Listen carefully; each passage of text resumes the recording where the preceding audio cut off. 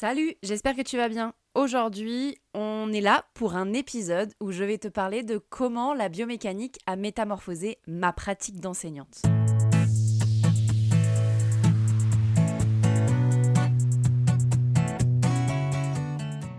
Salut, bienvenue dans À Cheval, le podcast de l'équitation collaborative.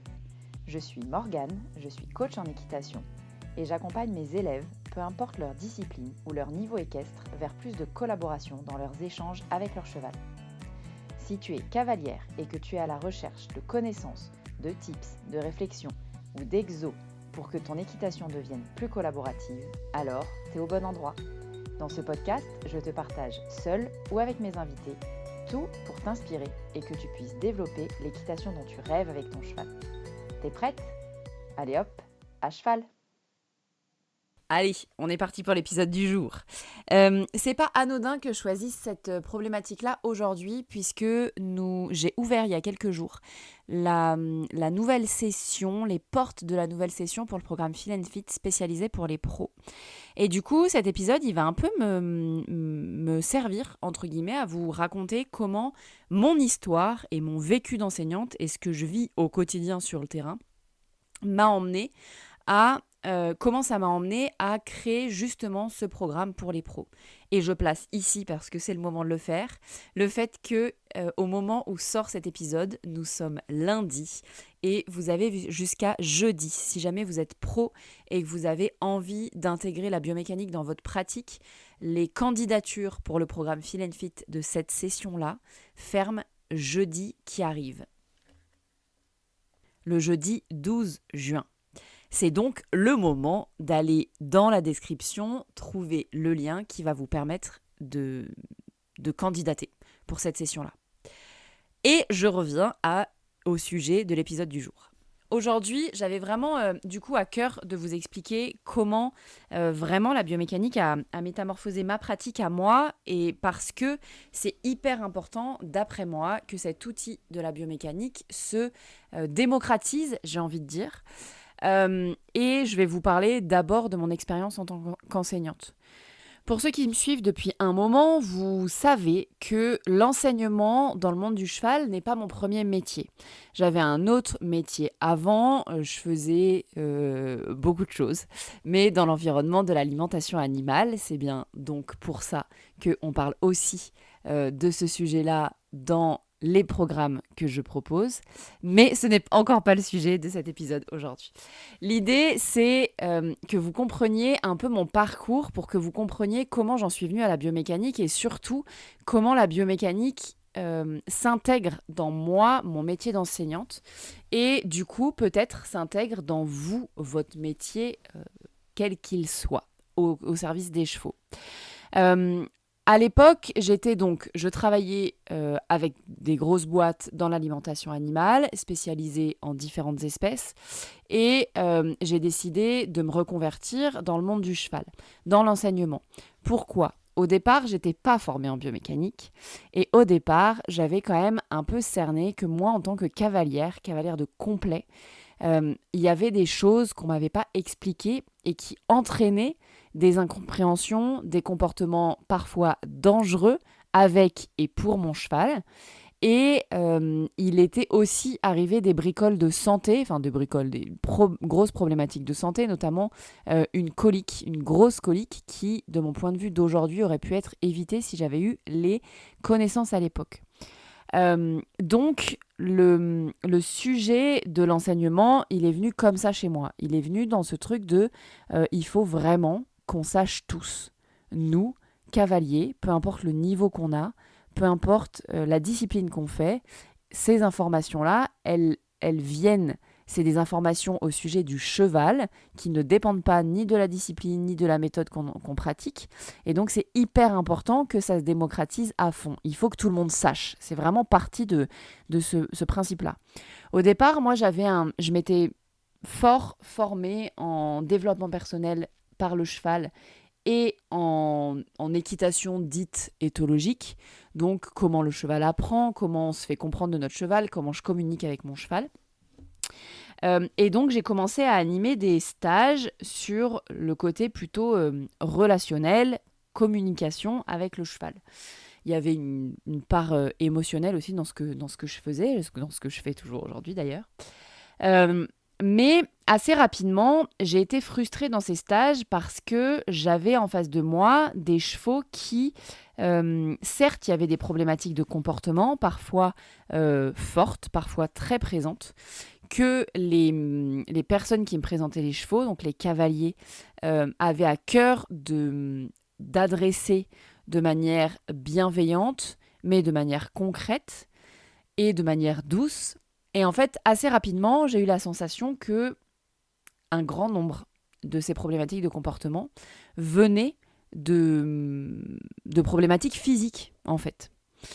Et de discussion en discussion avec des professionnels de la santé du monde du cheval, j'avais des débats assez animés avec d'autres professionnels du cheval, où je me souviens qu'on échangeait sur l'idée que les problématiques de comportement venaient d'abord des problématiques de douleur ou d'abord des problématiques de compréhension. Et je me souviens très bien de cette discussion avec une ostéopathe particulière, en particulier, je veux dire, et je me souviens que ça allumait une petite loupiote chez moi, où je me suis dit, mais oui, évidemment, pourquoi est-ce que moi, à l'époque, je n'étais pas formée en bioméca, je le répète, je pars du principe que c'est une problématique d'incompréhension, alors que si ça se trouve, en fait, en face de nous, on a un cheval qui a mal. Et surtout, comment je fais, moi, en tant qu'enseignante, pour dire, bah là, je peux t'aider avec mes outils en termes de communication et en termes de relations, ou là, ton cheval a mal et tu as besoin d'aller investiguer d'une manière ou d'une autre. Et donc, c'est assez naturellement que moi et mon cerveau, qui aime tout comprendre comment ça marche, on s'est orienté vers la biomécanique. Déjà, première difficulté, des formations biomécaniques, il en existe peu, voire pas en fait. Et en France, ou en francophonie au plus large, il y a vraiment, vraiment très peu de possibilités pour avoir des connaissances en biomécanique. Donc, j'ai fait, on peut se le dire aujourd'hui, toutes les formations francophones qu'il existe en biomécanique. Et à chaque fois, j'étais hyper frustrée puisque c'est des formations qui m'aidaient à comprendre le fonctionnement d'un cheval au naturel. C'est de la biomécanique.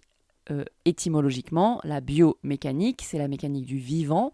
Et donc, l'idée, c'est effectivement, comme l'éthologie classique, on est sur l'étude des chevaux dans leur état naturel. La biomécanique et la locomotion du cheval, on parle ici de locomotion naturelle du cheval. En tout cas, dans les formations que moi j'ai suivies.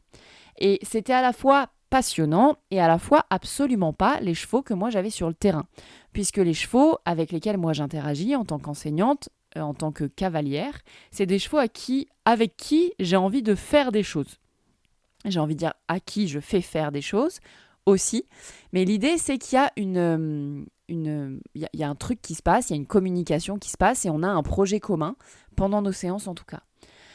Et du coup, j'ai vraiment expérimenté, fait des calques, tenté d'expérimenter comment cette biomécanique, je peux l'appliquer ici avec les chevaux, à quoi me sert la mécanique équestre, donc comment l'équitation peut m'accompagner là-dedans, comment l'équitation peut améliorer la biomécanique des chevaux.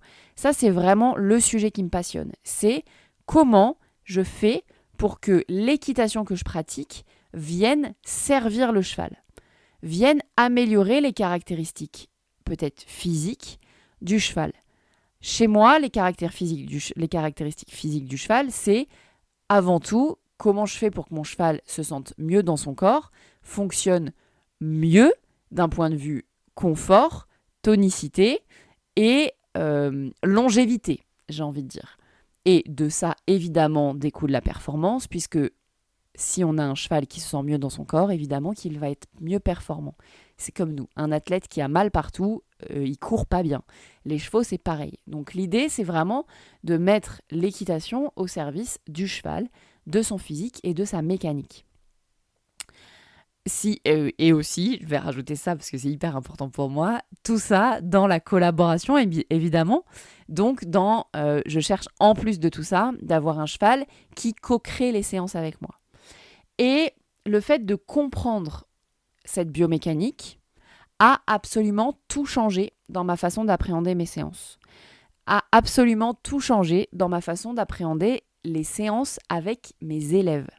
C'est hyper important pour moi aujourd'hui de savoir cerner si les problématiques de comportement ou les mouvements des chevaux viennent du fait qu'ils sont en train de compenser un truc ou viennent du fait qu'ils sont foutus comme ça.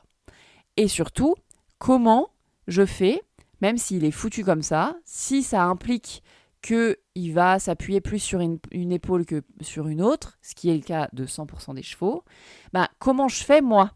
Est-ce que je le redresse ? Comment je le redresse ? Par quoi je commence ? Est-ce que je le redresse de l'avant vers l'arrière d'abord ou de côté droit vers le côté gauche par exemple ? Tout ça, c'est mon œil, mes expériences et la compréhension du fonctionnement du cheval, à la fois d'un point de vue physique mais aussi d'un point de vue psychique, qui m'aide à décider ce que je mets en premier. Et c'est ça que la biomécanique a absolument radicalement métamorphosé dans mon équitation et dans ma façon d'enseigner, dans mon métier d'enseignante. C'est que je pars du fonctionnement du cheval. Et je pars évidemment du fonctionnement du cavalier. Donc en partant de là, c'est comment je fais pour être plus efficace dans mon travail et lui transmettre les clés qui lui permettent, lui, le cavalier, de voir rapidement des progrès et donc de ne pas se démotiver, mais aussi d'utiliser les outils que je lui donne de la bonne manière. Il ne s'agit pas de lui dire « tu tires un peu à droite ou tu tires un peu à gauche et puis ça se passera mieux ». L'idée, c'est vraiment, moi c'est comme ça que j'aime l'utiliser en tout cas, d'utiliser la biomécanique pour que mes élèves comprennent ce qu'on est en train de faire, comprennent là où on a envie d'aller, mais surtout de quelle manière on a envie d'y aller. Une fois qu'on arrive à transmettre ça, très franchement, je suis scotchée de voir la vitesse de progression qu'ont certains de mes élèves. Une fois qu'on leur a donné ces clés-là, ils ont les clés nécessaires à l'avancement et au progrès pour eux et pour leurs chevaux. J'ai eu des témoignages d'élèves assez dingues qui, après plusieurs mois de travailler avec moi, ont revu leurs chevaux, ont revu des ostéos par exemple, qui leur ont fait des vraies remarques, qui leur ont posé des questions sur qu'est-ce qu'ils avaient changé ces derniers temps parce que le cheval avait particulièrement évolué d'un point de vue physique. Ça, c'est vraiment les retours que j'aime le plus. J'ai eu des retours de podologues aussi, qui ont vu les pieds des chevaux se métamorphoser, ou changer en tout cas, parce que la pratique des gens a changé, parce que leur œil s'est affûté, parce qu'ils ont proposé le travail à leur cheval qui lui convenait. Parce que au lieu de trotter en rond dans la carrière pendant une demi-heure sans trop savoir ce qu'on foutait là, les cavaliers se sont mis à proposer des exercices pertinents pour leurs chevaux qui leur apportaient quelque chose sur le point de vue physique mais aussi sur le point de vue psychique. Et ça a rallumé moi ma passion en tant qu'enseignante, ça m'a donné des clés d'avancement et ça m'a donné envie d'aller encore plus loin, encore plus fort avec mes élèves et tout ça au service de mes chevaux, des chevaux de mes élèves et de mes élèves eux-mêmes. Donc vraiment, c'est comme ça que moi j'aime utiliser la biomécanique et c'est comme ça que j'aime en discuter avec d'autres professionnels parce que oui, dernière chose que j'avais envie de vous dire, un des trucs que ça a métamorphosé chez moi en tant qu'enseignante, c'est, est-ce que j'oserais le dire comme ça, d'arrêter de croire qu'il fallait que je règle tous les problèmes par moi-même. Parce que une fois qu'on a une vision claire de comment le cheval fonctionne et de quels sont ses dysfonctionnements parfois, on peut adresser le cavalier à d'autres professionnels avec beaucoup plus de qualité. On peut lui dire, moi, là, tout de suite, j'aimerais bien que tu fasses venir tel corps de métier ou tel corps de métier, masseur, ostéo, véto, dentiste, podologue, maréchaux-ferrant, shiatsu, énergéticien, nutritionniste, etc. etc. L'idée, c'est vraiment qu'aujourd'hui, je sais adresser avec beaucoup plus de précision mes élèves à l'un ou l'autre de ces corps de métier. Et du coup, ils sont beaucoup mieux accompagnés en global. En plus, le truc qui est chouette, c'est que du coup, moi, je m'intéresse aussi à qui fait ce genre de métier, quel retour j'ai sur cette personne, quel contact j'ai, parce que parfois, je prends contact directement avec les professionnels. Moi, on a des contacts aussi pour parler de nos cas. Donc, en plus de tout ça, j'étoffe mon réseau de pros et donc j'ai des discussions intéressantes avec des gens intéressants et intéressés et on peut tous co-créer ensemble et tous agir ensemble pour se mettre au service de nos cavaliers et des chevaux qui les accompagnent ou des chevaux et les cavaliers qui les accompagnent. Parfois c'est dans ce sens-là aussi. Et donc du coup, c'est vraiment hyper intéressant à quel point, et franchement je le soupçonnais pas au départ, moi, au départ, je le faisais vraiment pour, entre guillemets, ma petite personne, cette formation en biomécanique, enfin, ces formations en biomécanique et ces expérimentations sur le terrain. Mon idée, c'était surtout d'être plus pertinente en tant qu'enseignante, mais j'avais pas cerné à quel point j'allais aussi être plus pédagogue. Mes cavaliers allaient aussi progresser plus vite, allaient aussi devenir plus pertinents pour leurs chevaux, à quel point j'allais avoir des chevaux qui se métamorphosent et à quel point j'allais développer mon réseau de pros. Donc vraiment, tout ça part de cet outil, de la biomécanique et évidemment de la façon dont moi j'ai décidé de l'utiliser.